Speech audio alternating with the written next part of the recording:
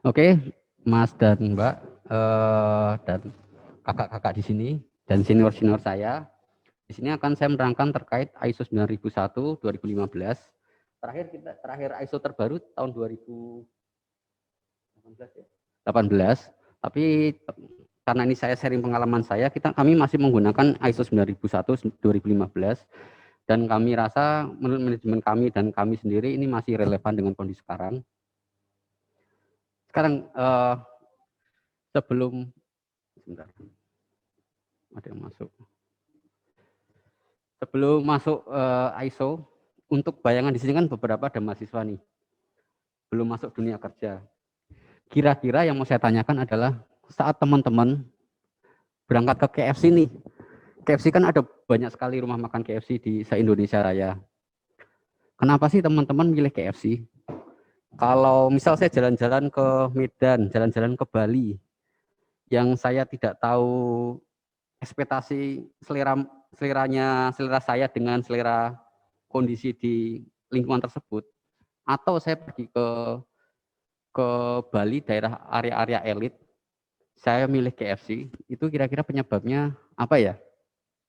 Ada yang teman-teman bisa sharing, kenapa sih kita selalu datang ke KFC dimanapun berada? Misal saya ke Jogja, ke KFC lagi, mungkin ke Papua, ke KFC. Kira-kira teman-teman kenapa kok tetap memilih KFC? Oh, atau saya jawab langsung aja ya? Ya. Kualitas. Rasanya sama, Pak. Ya. Karena Oh ya. kualitasnya, rasa, pelayanannya, kebersihannya. Oke. Sebenarnya saya udah ngasih clue di situ sih. Jadi setiap saya ke KFC manapun, saya sudah punya ekspektasi yang sama. Saya datang ke Jogja rasanya seperti itu. Saya ke Papua, pelayanannya sama. Saya ke Medan, kebersihannya sama. Bahkan kalau kita di daerah-daerah yang mungkin, misal saya Muslim, saya harus ke daerah-daerah yang banyak non Muslim. Saya untuk mencari makanan halal, saya datang ke KFC aja. Karena di sana sudah ada standar-standar khusus yang memastikan itu halal. Jadi KFC tersebut saya baca-baca juga udah mengikuti ISO 9001 2015, sehingga dipastikan bahwa rasa pasti sama, pelayanan sama, kebersihan sama. Nah, tujuan dari ISO kira-kira seperti itu, membuat pelanggan tahu terhadap ekspektasi produk yang ada tersebut. Kira-kira seperti itu. Untuk bayangan, go next.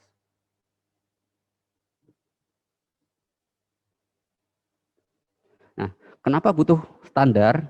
Di sini untuk menjawab pertanyaan tadi, untuk memastikan bahwa produk dan jasa yang disediakan itu aman, dapat diandalkan, memiliki kualitas yang baik.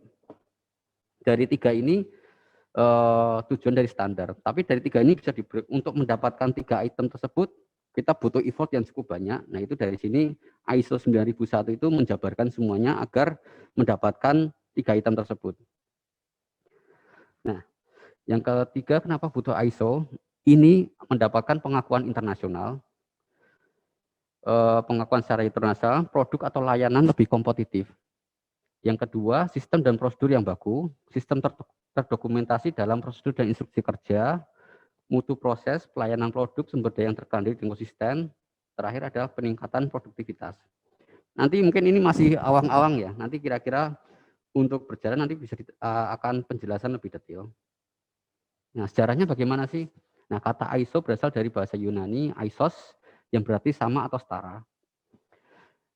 Itu berawal dari negara di Inggris, London, kemungkinan ada delegasi 20 negara bersepakat untuk membentuk suatu organisasi internasional yang mewadahi standarisasi industri yang diberi nama ISO. Organisasi tersebut bertujuan untuk menciptakan penyeragaman dan penyatuan standar terkait industri secara internasional. Nah, kalau tadi kita bicara KFC itu kan masih lingkup kita sebagai end user ya. Tapi dalam dunia kerja itu kan pelanggan itu belum tentu end user. Ada perusahaan-perusahaan yang harus bekerja sama dengan perusahaan multinasional atau multi internasional. Itu jika sudah ada ISO, dia untuk bekerja sama itu lebih mudah. Untuk menyamakan produk, misal harus ada assembly dan sebagainya, karena sudah sudah mengerti standar yang ada. Kira-kira awalnya seperti itu. Nah, ISO merupakan organisasi profesional non-pemerintah yang independen dengan jumlah keanggotaan 164 badan sertifikasi negara, terdapat 781 orang yang terdiri dari technical committee dan subkomite yang berkedudukan di Jenewa, Swiss. Saat ini sudah mengeluarkan 23.000 standar internasional yang mencakup hampir seluruh aspek teknologi dan manufaktur. Ini karena waktu kita pendek, ini kita lompatin aja. Nah, sejarah ISO ini diadopsi oleh seluruh negara anggota ISO menjadi standar pada masing-masing negara anggota. Pertama kali awal di ISO 900 dan 9001-1987 ini bicara tentang prosedur. Ini yang biasa kita selalu dengar omongan tagline orang, tulislah apa yang dikerjakan, kerjakan apa yang ditulis. Ini awalnya konsepnya seperti itu. Dulu saya waktu awal kerja di manufaktur juga pengertian ISO saya selalu bicara SOP. Bicara tentang kita harus mengerjakan apa yang tertulis dan menulis apa yang kita kerjakan. Tapi ternyata setelah saya di perusahaan yang bekerja sekarang dan kita kebetulan membentuk ISO 9001 dari awal sampai udah berjalan 3 tahun, kita lolos audit eksternal terus. ISO 9001 lebih dari kita bicara tentang SOP. Di tahun 9001 2015 ini kita bicara tentang risk dan opportunity. Jadi yang kita bahas ini lebih cenderung kita bicara ke risk base. Jadi segala kita analisa, kita mengajunya terkait dengan resiko dan opportunities apa yang ada di perusahaan kita maupun area kita bekerja level departemen. Nah, dari ISO tersebut biasanya ini mengacu tempat kami bekerja, mengacu kami kemarin melakukan pembentukan ISO 9001 diawali oleh steering committee. Itu biasanya anggotanya adalah level BOD BOC. BOD BOC itu board of director sama komisaris. Kemudian di bawahnya ada MR. Nanti sering disebut namanya MR, manajemen representatif. Itu kalau orang awam nyebutnya koordinator ISO. Kemudian di bawah ada internal auditor. Nah, dari sini akan dibagi menjadi working group. Ini bebas mau jumlahnya berapa. Biasanya itu mengacu pada jumlah departemen yang ada dalam perusahaan tersebut. Nah, kita ngomong konsep implementasi. Kalau dulu saya pikirannya ISO 9001 bicara tentang SOP, ini dijabarkan tidak jauh lebih dari SOP. Ini kita akan menganalisa dari hulu ke hilir. Dari awalnya perusahaan tersebut mempunyai visi dan misi, kemudian diturunkan kebijakan mutu, kemudian lari ke KPI atau sasaran mutu, lari lagi ke action plan, lari lagi ke SOP, lari lagi ke IK, WSS. Sebelum saya lanjut, teman-teman ada yang masih kurang mengerti tentang visi misi kebijakan mutu ini, ada enggak? Kalau ada akan saya terangkan lebih detail. Kira-kira udah tahu ya? Mungkin biar ya gimana, Pak? Habisnya diterang lebih detail, singkat dan lebih detail aja. Oke. Biasanya paling dalam perusahaan tersebut paling kita bicaranya kadang bicara awang-awang, tapi ini paling penting adalah visi. Teman-teman, biasanya ini saya juga antara visi dan misi itu selalu ketukar-tukar nih. Nah, visi dan misi itu apa? Visi itu adalah keinginan atau mimpi suatu perusahaan apa yang ingin dicapai. Misal paling gampang kita bicara paling bawah, misal di area teman-teman itu ada namanya toko kelontong gitu ya. Visinya apa sih? Biasanya visi adalah akan membuat toko kelontong yang menjadi partner bisnis dari ibu-ibu rumah tangga. Itu visi. Pengen menjadi partner rumah tangga. Jadi kalau ada kebutuhan larinya ke toko tersebut. Nah, dari visi tersebut misinya apa? Misinya adalah agar bisa menjadi partner ibu-ibu rumah tangga. Misinya adalah memberikan pelayanan yang baik, memberikan produk yang baik, menjaga stoknya selalu ada. Misal seperti itu. Dan yang terakhir biasanya untuk hubungannya kualitas keselamatan memberikan barang-barang yang aman dan segar. Itu jadi visi. Kemudian nanti lari ke kebijakan mutu. Itu biasanya nah, kumpulan visi misi itu menjadi budaya perusahaan.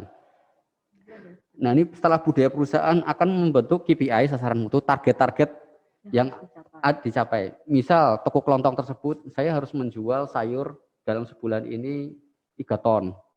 Menjual minuman berapa unit. Itu KPI. Nah, dari KPI tersebut misal kita menjual sayur mayur kualitas sejumlah 3 ton dengan kualitas selalu segar. Action plan-nya apa sih? Action plan-nya adalah agar bisa menjual selama 3 ton, dia mendapatkan harga paling baik. Sehingga mungkin action plan-nya dia akan mencari supplier yang paling bagus, paling murah. Gimana caranya agar mendapatkan sayur tersebut selalu segar? Action plan-nya adalah dia membentuk supply chain yang baik. Misal tiap pagi ngambil dari pasar di area, misal kalau di Semarang itu lari ke Bandungan dan sebagainya. Itu action plan. Nah, dari action plan tersebut, misal tadi bicara tentang supply chain, harus mengambil dari tempat yang baik, lari ke SOP. SOP-nya nanti lebih detail lagi. Misal karyawan tersebut diberikan SOP jam 5 pagi bangun, jam 5.30 manasin mobil dan sebagainya sampai mendapatkan. IK, WS itu lebih detail lagi dari SOP. Misal ngidupin untuk transporter, dia lebih detail lagi. Pertama ambil kunci, masukkan kuncinya tersebut, cek bensin apa sebagainya. Jadi lebih detail lagi. Kira-kira seperti itu, Pak. Mungkin penjelasan saya. Dari kita bicara toko kelontong tersebut menjadi partner bisnis, sampai kita bicara cara menghidupin mobil. Nah, itu didetilin lagi. Kira-kira seperti itu. Nah, dari visi sampai IK ini dalam ISO, ini harus terinventarisasi antara risk register dan isu eksternal. Nanti ini akan dibahas lebih lanjut oleh Mbak Aya. Nah, sekarang implementasi. Ini pengalaman kami untuk kita penetrasi ISO 9001 sampai goal, dan kita menggunakan audit eksternal kemarin TUV, yang TUV itu termasuk salah satu standar internasional yang cukup diakuin. Jadi menurut saya cukup relevan, bisa dipakai juga menjadi referensi untuk teman-teman. Yang kita lakukan pertama kali apa kemarin? Adalah kick off. Kick off ini isinya adalah komitmen manajemen, bahwa manajemen berkomitmen bahwa perusahaan ini harus apply 9001. Saat manajemen melakukan kick off atau komitmen manajemen, dia akan memberikan segala resources, baik manpower, baik waktu, baik dana. Kira-kira seperti itu. Setelah dari manajemen melakukan komitmen manajemen atau kick off, kita melakukan dari tim ISO tersebut melakukan initial review atau gap analysis. Misal ISO kan punya klausul yang banyak sekali, ada 10 klausul ya. Nah, dari klausul tersebut kita lihat kondisi di perusahaan ini. Misal standarnya sampai 100, kita baru nyampe 70% dari standarnya ada. Nah, dari gap tersebut kita harus ngapain? Itu lari ke 3, training dan workshop, awareness dan risk management. Orang-orang kami kita melakukan training dan awareness terhadap 9001 tersebut. Setelah orang-orang kami dilakukan development terhadap awareness, risk management, dan dana, nah nomor 4 kita melakukan design and development terhadap ISO. Dalam artian, misal SOP yang belum ada kita buat. Kita belum ada analisa risk management kita buat.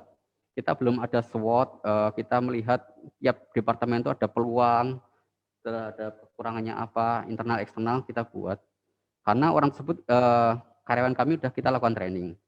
Setelah kita membuat itu, konsep-konsep tersebut yang kita desain, lari ke nomor 5, kita melakukan implementasi dari yang kita buat tersebut. Enggak cuma SOP semua, dari risk management, SWOT-nya kita lakukan implementasi. Setelah ini berjalan, kita melakukan namanya self audit. Kita bentuk lagi PIC departemen, kita tarikin, kumpulin jadi satu. Kita jadiin internal audit, saling mengaudit antar departemen. Yang terakhir, yang untuk internal terakhir adalah manajemen review. Setelah kita melakukan development, implementasi, ini sekarang antara kebutuhan ISO sama aktual di kita masih ada gap apa enggak? Itu namanya manajemen review. Setelah kita anggap gapnya bisa dibilang hampir tidak ada atau bisa ditoleransi, akan namanya external audit. Dalam hal ini kita menggunakan PUV, itu eksternal. Setelah dari audit eksternal ngecek kami, udah masuk, oh ini lolos ISO 9001 dengan temuan-temuan minor atau OV, itu kita lakukan follow up temuan minor. Nah, secara konsep general yang kita lakukan seperti ini. Dari kita belum punya ISO sama sekali, sampai melakukan external audit dan lolos, ada 9 tahapan yang telah kita lakukan kemarin. Untuk gambaran general awal sampai sini kira-kira seperti ini. Sampai sini ada pertanyaan apa enggak ya? Atau dari moderator nanti pertanyaan di akhir ya, Mas? Ya boleh, kalau mau bertanya nanti mungkin di chat room dulu, nanti diskusinya setelah ke materi 2, seperti itu. Oke. Kira-kira itu rekan-rekan yang pertama tadi kita bicara tentang ISO general, terus sama sharing pengalaman kami dari membentuk ISO dari tidak ada menjadi ada, sampai berjalan sampai sekarang beberapa tahun, step-stepnya yang kita lakukan seperti itu. Kemudian kalau tidak ada pertanyaan, apa pertanyaan disimpan? Karena di sini juga ada banyak mahasiswa juga, ada beberapa yang masih sedikit awam terhadap ISO.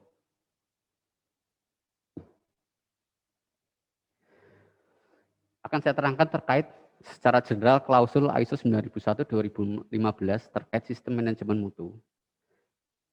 Ini akan sedikit membosankan, tapi kunci dari ISO di sini nih klausul. Kalau kita bicara tentang, misal saya di legal, di GE dan legal, ini aturan dasar yang menjadi patokan ISO nih. Ini nih klausul ini seakan-akan kayak kitab pedoman atau kitab untuk melaksanakan klausul ISO 9001-2015. Nah, di sini sebenarnya udah kita buat secara ringkas dan bahasa Indonesia juga. Nanti mungkin dari moderator bisa sharing ke teman-teman. Mungkin di sini saya tidak akan menerangkan detail karena saya pikir kalau teman-teman sudah punya file ini bisa di-copy, bacanya enak. Bisa dipelajari sendiri. Nah, sekarang apa sih yang baru dari ISO 9001 versi 2015? Pertama, item leadership. Di sini ada penekanan yang lebih besar bagi manajemen senior dan manajer untuk terlibat dalam sistem manajemen. Yang kedua, risk. Yang saya selalu bilang tadi, ISO 9001 versi 2015 ini adalah risk based. Jadi kita berpikir dengan konsep resikonya apa sih? Kalau teman-teman HSE kan selalu bicara potensi bahayanya apa nih? Berujung dari bahayanya tersebut. Itu resiko. Yang ketiga, konteks of organisasi. Ini menekankan kebutuhan yang relevan dari pihak yang berkepentingan. Yang keempat, quality importance. Memastikan manajemen mutu sekarang terintegrasi dan selaras dengan arah strategis. Ini saya sharing juga, ada beberapa teman saya yang implementasi ISO dilakukan untuk syarat aja. Sehingga dia akan mempersulit diri sendiri, melakukan ISO sendiri, SOP sendiri, arah perusahaan sendiri. Jadi seakan-akan ISO ini cuma sebagai syarat, misal mau ikut tender dan sebagainya. Jadi mereka double kerja. Saat ada audit, mereka membuat terkait kebutuhan ISO, saat bekerja mereka sendiri. Nah, ini enggak bagus. Di sini kepentingannya adalah harus selaras dengan arah perusahaan kita. Jadi ISO bukan sekedar untuk syarat atau untuk audit saja. Yang kelima, proses approach. Ini mengadopsi pendekatan proses. Yang terakhir adalah documented information. Ini pendekatan yang lebih fleksibel. Nah, dari klausul-klausul tersebut, ini ada 10 klausul.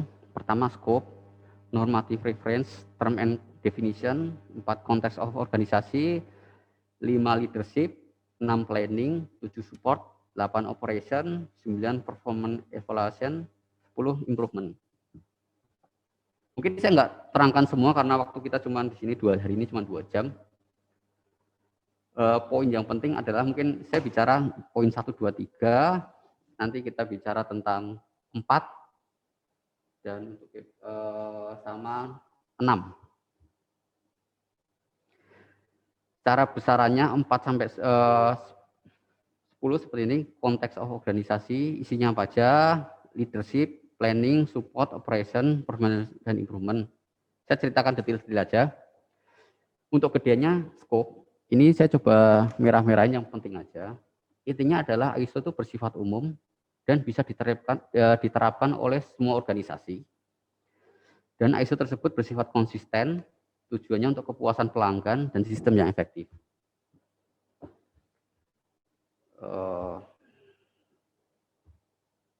Nah ini. Dan yang penting lagi adalah dalam ISO 9001-2015 ini menetapkan hubungan antara proses, isu internal eksternal, serta hubungan dengan berbagai pihak. Tadi saya bilang, tadi bicara tentang proses dan risk base, nanti akan diterangkan oleh Mbak Aya terkait proses yang ada, isu internal, eksternal, serta hubungan dengan berbagai pihak. Dan di organisasi tersebut membuat ruang lingkup penerapan ISO 9001. Ini maksudnya apa? Ini ada hubungannya sama yang poin terakhir, mengizinkan adanya pengecualian sepanjang ada justifikasi yang diterima. ISO kan bersifat ada namanya keterbukaan, harus diaudit dan sebagainya. Tapi ada suatu perusahaan yang harus mempunyai kerahasiaan atau yang bisa dibilang itu nggak usah diutak-atik. Selama itu tidak berhubungan dan proses, tidak berhubungan dengan kualitas pelanggan, itu diizinkan. Jadi ada di perusahaan kami juga, saya nggak sebutkan bagian apa, itu kita take out dari ISO. Karena item ini konfidensial dan tidak mempengaruhi kualitas. Ini untuk isu-isu untuk level atas, itu kita take out boleh. Jadi selama kita take out, nanti ada auditor eksternal mau menanyakan tentang ini, kita bisa bilang ini mendapatkan pengecualian, itu boleh. Ya, intinya sih tadi yang saya bilang 9001 itu tidak kaku. Terus tadi saya sebutkan lagi di klausul 4 ini penting juga. Di sini harus menetapkan isu eksternal dan internal. Nanti akan diterangkan Mbak Aya, apa sih isu eksternal dan internal? Kenapa ini ada berhubungan dengan ISO? Yang klausul 4 lagi, ini konteks organisasi itu harus mempengaruhi atau memberikan dampak, menciptakan resiko dan peluang, tadi balik nanti akan diterangkan, memberikan dampak pada pasar, organisasi melalui kegiatan atau keputusan mereka. Nah ini harus memantau dan meninjau informasi tentang pihak-pihak yang berkepentingan dan persyaratan yang relevan. Ini di sini terkait konteks organisasi kira-kira intinya itu. Mungkin saya juga nanti lari ke klausul nomor 6. Ini nanti saya share ya item tersebut. Yang 6 kenapa penting? Karena di klausul nomor 6 ini bicara tentang perencanaan sistem manajemen mutu. Ini hubungannya nanti sama SWOT planning. Ini juga bagian akan diterangkan oleh Ibu Aya. Perencanaan dalam ISO ini perencanaan sangat penting. Jadi ketika merencanakan atau sistem manajemen mutu, organisasi harus pertama mempertimbangkan isu-isu dimaksud dalam 4.1 dan 4.2. Jadi tiap departemen nanti, mungkin teman-teman bisa pasti masuk departemen masing-masing, itu harus mencari isu-isu yang ada. Tujuannya apa sih? Untuk memberikan pastian bahwa sistem manajemen mutu dapat mencapai hasil yang diinginkan, meningkatkan pengaruh peluang positif yang diinginkan, keempat, mencegah atau mengurangi pengaruh negatif yang tidak diinginkan, resiko tadi, dan mencapai peningkatan. Ini kan kita semua bekerja kan tujuannya ini ya, menghindari resiko, atau mungkin mengurangi resiko, dan mencapai peningkatan. Ini jadi inline dengan pekerjaan kita. Organisasi harus merencanakan satu tindakan untuk menangani resiko dan peluang dengan cara mengintegrasikan dan menetapkan tindakan ke dalam proses sistem manajemen mutu. Yang kedua, mengevaluasi efektivitas dari tindakan ini. Nanti teman-teman harus bisa melakukan analisa resiko. Misal resiko itu teman-teman HSC kan biasanya kalau ada potensi bahaya tuh ini resikonya harus dihindari, atau resiko itu harus diambil aja. Kita tahu kan resikonya seperti apa. Yang ketiga, atau kita eliminasi nih, atau kita merubah kemungkinan atau dampaknya, atau mau berbagi resiko, atau mempertahankan resiko. Itu kita bicara resiko. Tapi kan dalam departemen kita punya peluang-peluang atau kelebihan dari area kita nih. Nah, peluang atau opportunity bisa berubah mengadopsi metode baru. Misal sekarang udah zamannya IT. Mungkin teman-teman yang bagian procurement sekarang bisa integrasi dengan pembelian secara online dan sebagainya, atau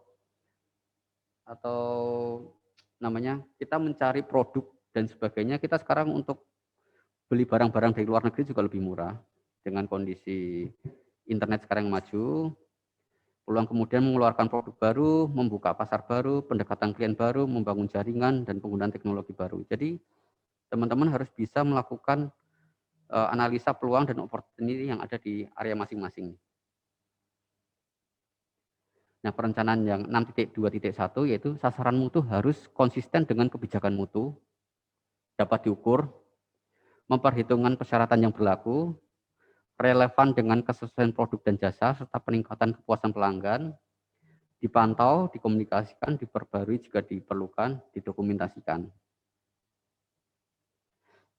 6.2.2, ketika merencanakan bagaimana mencapai sasaran mutu organisasi harus menetapkan apa yang akan dilakukan, sumber daya apa yang diperlukan, siapa yang bertanggung jawab, kapan akan selesai, bagaimana hasilnya akan dievaluasi. Nah, kira-kira untuk perencanaan seperti itu. Yang lainnya sih nanti bisa teman-teman baca. Untuk klausul, ini memang banyak sekali.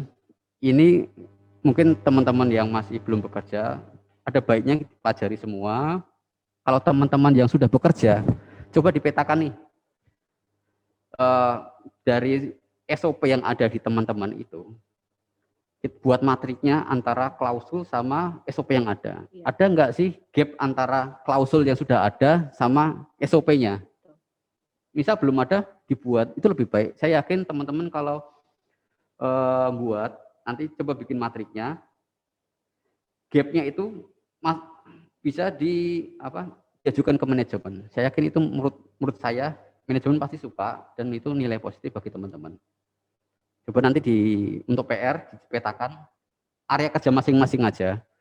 Atau teman-teman misal level dari departemen, misal level section, petain aja lagi nggak apa-apa. Atau level-level supervisor atau staff, nggak apa-apa. Bisa memetakan tiap area kerja masing-masing. Kira-kira untuk klausul dari saya itu mungkin saya tidak bisa menceritakan detail. Kalau untuk saya dulu awal training untuk klausul aja habis 1 hari. Nanti saya juga, mungkin bisa minta ke moderator untuk detail klausul tersebut. Kira-kira dari saya seperti itu, Bapak Ibu moderator. Ya, terima kasih. Ya, mungkin Bapak Ibu ada yang ingin bertanya atau silakan, atau mengambil pendapat atau mau menambahkan, silakan tuliskan di chat room. Ini banyak sekali yang terutama ini Mas Kosasi sudah banyak pertanyaan. Tapi tahan dulu Mas Kosasi, nanti kita akan diskusinya setelah pemateri kedua. Setelah tadi pemateri dari Mas Aditya udah cukup Mas ya untuk materinya ya. Iya. Okay. Kalau dari nanti mungkin saya pertanyaan terakhir juga nanti saya jawab. Habis Mbak Aya nanti untuk kesimpulan akan materi terakhir saya sih Pak. Itu aja. Oke Mas. Ya. Sudah tadi presentasi pemaparan materi dari Mas Aditya yang sangat luar biasa, membahas tentang konsep implementasi dari mulai kick off sampai follow up temuan minor, juga tadi menerangkan tentang ISO 9001 versi 2015, dan ini tentunya udah sangat familiar ya, terutama yang udah dunia kerja dan juga mungkin lebih menggali atau membuka buku lagi untuk teman-teman yang mungkin masih belajar gitu ya untuk tentang ISO 9001 2015 ini. Nanti kalau ada yang bertanya silahkan tulis kalian di chat room, tahan dulu diskusinya. Nanti kita akan diskusi setelah pematerian kedua.